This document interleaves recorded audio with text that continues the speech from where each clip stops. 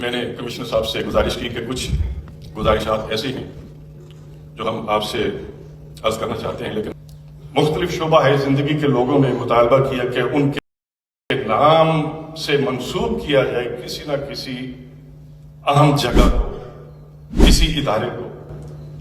تو چند گزارشات ہیں۔ ایک تو کمشنر صاحب بھی بیٹھے ہیں، ڈائریکٹر صاحب بھی بیٹھے ہیں۔ اس آڈیٹوریم کا کوئی نام نہیں ہے، آپ دیکھ لیں، لکھا ہے مین آڈیٹوریم۔ میں کہتا ہوں کہ اس ہال کو ڈاکٹر ہارون رشید تبسم کے نام سے منسوب کر دیا جائے۔ 55 سال تک انہوں نے تنظیم شہری دفاع کے لیے اپنی خدمات پیش کی۔ چیف وارڈن کے طور پر وہ اپنی خدمات انجام دے رہے تھے، ان کے ساتھی بیٹھے ہیں جان و دل سے۔ سول ڈیفنس ہال کو پروفیسر ڈاکٹر ہارون رشید تبسم کے نام سے منسوب کیا گیا۔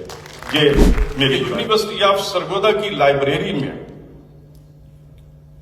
گوشہ تبسم کے نام سے ایک جگہ مختص کر دی جائے جہاں پروفیسر ڈاکٹر ہارون رشید تبسم کی کتابیں ہوں، اور جو شخص، جو طالب علم ڈاکٹر ہارون رشید تبسم کے حوالے سے کام کرنا چاہے، ایم فل کرنا چاہے، پی ایچ ڈی کرنا چاہے، تو اس کے لیے تمام سہولیات میسر ہوں۔